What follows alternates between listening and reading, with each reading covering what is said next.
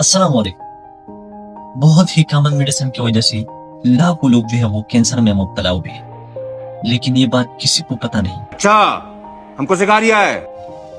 और ये इतनी कॉमन मेडिसिन है कि हर कोई इसका नाम जानते हैं और लाखों के हिसाब से जो है लोग इस मेडिसिन की इस्तेमाल करते हैं। ये क्या है?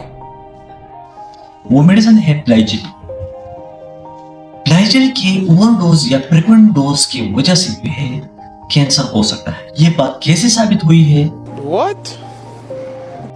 जितनी भी मेडिसिन मार्केट में आने से पहले वो 4 मराहिल से गुजरते हैं। क्या बात है सर, क्या बात है सर। या 4 टेस्टों से गुजरते हैं। 4 टेस्टों में से पहला टेस्ट जो है वो लैब में होता है और वो जानवरों पे और खासकर चूहों पे की जाती है।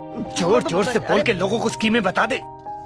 तो प्लाइजिल जब पहले मरहले में चूहों को लगवाया तो उनमें से कुछ चूहों में कार्सिनोजिन पाई गई। कार्सिनोजिन क्या है? वो चीज है जो हमारे साथ कैंसर काज करते हैं। सब क्या देखना पड़ रहा है?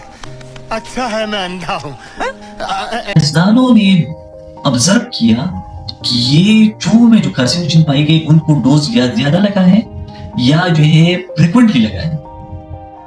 तो लिहाजा उन्होंने ये बात वार्निंग में मेट्रोनिडाजोल या प्लाइजिल के लिटरेचर में भी दे दी है। ये आप देख सकते हैं प्लाइजिल के जितनी भी लिटरेचर उसके ऊपर ये वार्निंग दिया होता है कि प्लाइजिल को जो है आप कभी भी फ्रिक्वेंटली या ओवरडोज इस्तेमाल नहीं करेंगे, क्योंकि चूहों में कार्सिनोजिन पाई गई है, लिहाजा इंसानों में भी पा सकते हैं। तो आपने इस बात का जरूर ख्याल रखना है। तो अपनी दुआ में याद रखिए। अल्लाह हाफिज।